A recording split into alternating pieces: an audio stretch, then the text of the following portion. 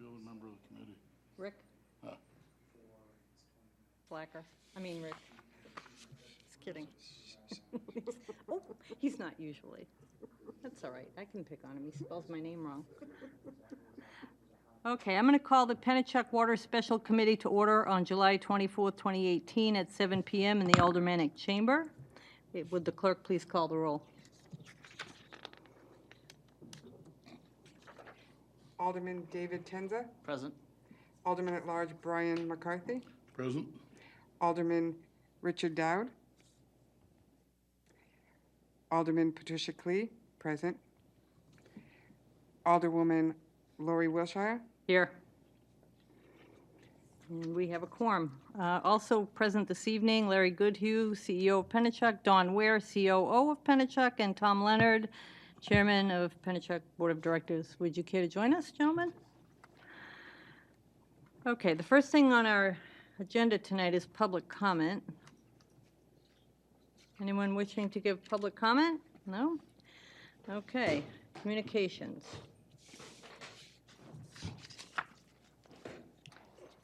We have a communication from Larry Goodhue, CEO, Pennuchuck Corporation, regarding Pennuchuck Corporation quarterly report for quarter end March 31st, 2018. There being no objection, I will accept the communication, place it on file. We have a second communication from Larry Goodhue, CEO, Pennuchuck Corporation, regarding request for approval of loans, resolution R18058, referred to committee on 7/10/18. There being no objection, I will accept the communication and place it on file. Unfinished business. We have none. New business resolutions. We have Resolution 18058, authorizing Pennuchuck Corporation, Pennuchuck Waterworks, Inc., and Pennuchuck East Utility, Inc. to borrow funds from the State of New Hampshire Drinking Water Revolving Loan Fund and the State of New Hampshire Drinking Water and Groundwater Trust Fund. A motion. Get this started. Alderman Tenza. I'd like to make a motion. Is it a motion for final passage? I'd like to make a motion for final passage. Motion before us is to recommend final passage. Mr. Goodhue, you're up. Yes. Which would you like me to address first as far as the communications, the loan or the quarterly report? How about the loan? All right. So before you is a request for shareholder approval in support of two financings. One is for our Pennuchuck East Utility subsidiary in the amount of $4,240,000 through the State Drinking Water Trust Fund. Actually, the SRF fund, I apologize for that, the State Drinking Water Revolving Loan Program. This loan is for our community water system in Barnstead, New Hampshire, being our Lock Lake water system. This is an overall approval based on money of which all of it may not be expended. That system up there, we have nearly 1,000 customers on a water system up there. We're currently under a corrective action plan relative to overall capacity of water in that system. So in response to the corrective action plan that we have with the Department of Environmental Services, we are exploring and have been exploring other sources of supplemental water for that system. Our discovery has taken almost 2 years in the process of looking other sites geographically close to the system to site another large water withdrawal well, which would require an extensive permitting process. We've been unable to find any sources that were nearby that actually geologically had the water that we needed, and or landowners that were willing to sell land in order to place a site on that were a little bit further from the system. So we're looking at further exploration relative to those sources, including perhaps a surface water withdrawal at the lake itself relative to that. That process is still undergoing study and analysis by our watershed engineer, as well as a team at the company and consultants in response to that corrective action plan. And this money is related to what the eventual solution is going to be in response to that, including some water mains and treatment that are going to have to be put in place relative to that eventual solution. The money was approved and offered to us by the DES, so we wanted to take advantage of procuring that and getting that in place, such that when the solution comes to bear and we know exactly what it is, we know we have the funding source in place, that is a low-cost source of funds at reasonable closing costs, and then we can act on the plan and actually get this put in place. It's probably going to take us close to the next 18 months to 2 years to get to the point where that solution actually comes to bear. Is that the date the corrective action needs to be completed, or? We is just there have to no- make sure that we continue to act on the corrective action plan. We're working on an interactive basis with the DES. They're fully engaged with us on that process, and so we have to continue to update as we progress along in this process. So we're working hand in glove with them on that. Okay, questions from the committee? Okay. The second loan, or did you need to say something? So I wonder, I know this is being viewed by the public, and I don't mean to interrupt you, Larry, but Sure. just for those in the public that might not know, this is a system that's up north and was one of the systems that the private company, Pennuchuck, acquired as part of its private history. So this is one that the city of Nashua kind of, for lack of a better word, inherited. And our new model, it causes us to have to make some adjustments, and of course, that's what we're doing. But it's not going to be costs and expenses that the city of Nashua bear. It's just part of the whole regulated utility process. We happen to have a number of systems outside of the city of Nashua. So this is not something that each of the citizens of the city of Nashua is paying for. Yes, and in fact, to add on to what Mr. Leonard just said, this is in our Pennuchuck East utility system, which serves 19 communities, none of which is the city of Nashua. There are communities as far north as North Conway, as far east as Lee and Newmarket, and a good portion of the center of the state. So that's with respect to that. The second loan is for $3.375 million through the Drinking Water and Groundwater Trust Fund. The Drinking Water and Groundwater Trust Fund was the fund that was established out of the settlement that the state of New Hampshire received $320 million from ExxonMobil in an MTBE suit that was resolved about a year ago, and it established a fund. $32 million of that went into the state's rainy day fund, and the remaining $288 million established this Drinking Water and Groundwater Trust Fund.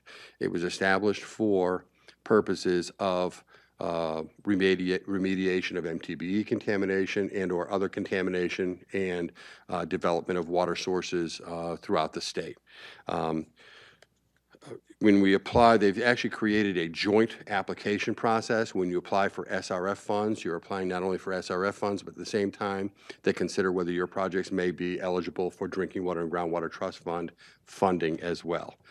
This was a particular petition that we had put in under the SRF program, which was not accepted under the SRF program for funding, but then was subsequently approved for funding under the Drinking Water and Groundwater Trust Fund, and it's specific to water main replacement work within the Nashua core. Now, as you know, we've gone out and we've gotten authority for you to do bonding over the next several years. So why would we want to borrow more money for that same purpose? Well, there's two things there. This is money that is cheaper as an interest rate and cheaper in closing cost. So it actually allows us to leverage at a lower cost some projects within Nashua and actually leave some capacity under the bonding to stretch further into perhaps a fourth year relative to that capacity for projects in Pennuchuck Waterworks. So it's a matter of overall funding sources for projects that we do on a regular and ongoing basis within the Pennuchuck Waterworks infrastructure replacement projects. Excellent. Questions from the committee? You must be doing a good job. No one has questions. Okay. Well, the motion before us is to recommend final passage of Resolution 18058. All those in favor say aye. Aye. Opposed? And that motion carries. If you wanted to address the quarterly report, now would be a good time for that. Very good. So this is the quarterly report for the first 3 months of the year. Coincidentally, you're going to be getting a report for the first 6 months of the year very shortly. It's in draft form at this point in time. And just as a reminder, the first 3 months of the year are what we consider base consumption months within the company. If you kind of look at the fourth quarter of our year and the first quarter of our year, we consider those base consumption. That's where you're really talking about water that's being used for consumptive purposes almost exclusively. It's in the summer months where water is used for other than consumptive purposes, i.e., filling swimming pools, watering lawns, washing cars, whatever it might be. As a result, the lion's share of our revenues are actually attributed within probably the months of June, July, August, and September relative to the company. However, a great many of our expenses are more flatline throughout the year. When you look at interest costs, when you look at cost of wages, you look at cost of benefits, pension costs, property taxes, things like that. Some of our costs are variable, but a great many of our costs are fixed. So when you look at this report, it really shows that the first quarter is a little bit interesting to look at. We generated about $9.3 million in revenue in the first quarter of this year, which is up from $8.9 million the prior year. The real difference there is really the full efficacy of the recent rate increase that was brought to bear for the Pennuchuck Waterworks subsidiary. You see our operating costs, though, also go up by about $400,000 in that same year-on-year comparison. And so really our operating income is virtually on par with the first quarter of last year, just over $250,000 or approximately $250,000. Our net interest expense is up a bit, again, virtually on par with the last year. So when you look all the way down to the bottom line, our net loss and our earnings before interest, taxes, and depreciation are virtually static year on year, which you would almost expect to be the case based on a base consumption period of the company's performance year. Okay? If we flip to page 5 of the report and look at the balance sheet, the key items that I focus in on usually is the first line here is our total property, plant, and equipment. As you can see, our property, plant, and equipment is up by about $7.5 million year on year. That's related to our ongoing capital investments that we make in the company, net of depreciation expense that is carried off of that number. And as we are fully debt funded, you see that there is a movement in our total long-term debt, in the current portion of long-term debt. However, they've gone down. And why is that? Well, the debt that we issue at the company now, as opposed to what we issued prior to the city's acquisition, is all fully amortizing debt. In the past, we used to issue balloon maturity debt, and so even though you were making those capital investments, you wouldn't see the debt go down, you'd constantly see it going up. What you're seeing here is now some of the efficacy of repayment of principal on an annual basis relative to our debt load on our capital, which is a positive thing. The other major thing that changed on the liability side of the balance sheet between December 31st, 2017 and March 31st of 2018 is our deferred tax line went from $20 million down to about $12 million, and that is related to the impact of the new tax act that was enacted by the federal government at the end of last year relative to the net impact on deferred taxes from a change in the tax rates. If we carry forward further, if we look at the cash flow statement on page 7, what you see is that for the first quarter of this year, as opposed to the first quarter of last year, our cash provided by operating activities is slightly positive versus majorly negative in the prior year.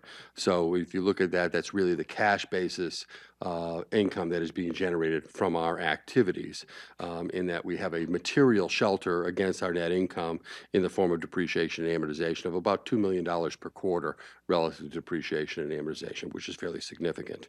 The other major items on here are payments on long-term debt. As you see, nearly $3 million was repaid on long-term debt within the first quarter.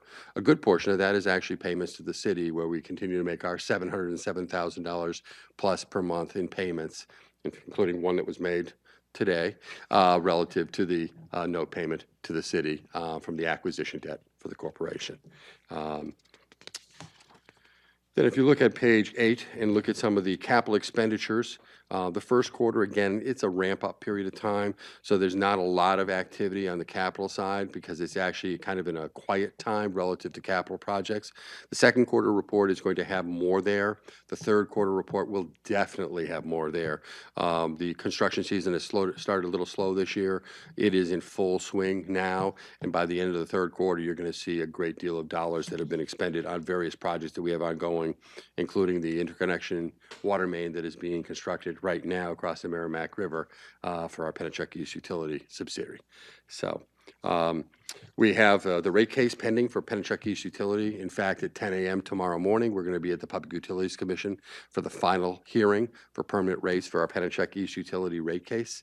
Hopefully that is going to go well. We actually have a settlement agreement in place between the PUC staff, the Office of Consumer Advocate, and the company. So the hearing is based on a settlement agreement, and so the commissioners will be opining based upon that already filed settlement agreement and the testimony that's offered tomorrow in support of that. We're hopeful that that goes quite expeditiously tomorrow, and within the next 45 to 60 days, we'll have a permanent rate order relative to the resetting of rates for Pennuchuck East Utility. And what's important about that is not just the resetting of rates, but it's the resetting of the structure. So if you recall, for the most recent rate case that we did with Pennuchuck Waterworks, we did a major modification to the overall rate structure for Pennuchuck Waterworks revenues, is how those allowed revenues are constructed, with the three buckets being the dollars that are needed to pay the city back, the dollars that are needed to support all of our other external debt, and the dollars that are needed to pay for operating expenses, so 3 buckets of revenue. That same structure has been applied in the Pennuchuck East Utility case. So if this passes, it is one more step towards the final resolution of actually having a rate structure that's in fully support of our capital structure for ongoing and long-term financial security for the company. So other than that, there's always activities going on at the company relative to compliancy for water quality regulations with the DES and maintaining MCL compliancy, water sampling. We continue our efforts on succession planning at the company, as making sure that we're training and motivating and securing the services of qualified employees to run the company. And we also have one other process that's in process at the PUC, which is our annual QC PAC rate case, which was a replacement of the WICA surcharge for Pennuchuck Waterworks. And so that we're hopeful that we're going to get an order on that fairly soon relative to the QC PAC. And then that will have an effective date probably sometime in the next couple of months. And then that would be there to actually provide the cash for the actual assets that were put in place and used and useful during the calendar year 2017, which we debt financed with a bond issuance on April 4th of this year. So that's kind of a high-level flyover. If there's any specific questions, I'd be happy to answer them. Anyone have questions? Still doing a good job. No one's got questions. Thank you very much, gentlemen. Appreciate you being here. Okay, new business ordinances, we have none. Public comment? No public comment. Remarks by Alderman. Tough crowd here. No need for a non-public session. Do I have a motion? Alderman McCarthy. Move to adjourn. Motion is to adjourn. All those in favor say aye. Aye. Opposed, and we are adjourned at 7:18. Thank you very much. Thank you. Yeah, you bet.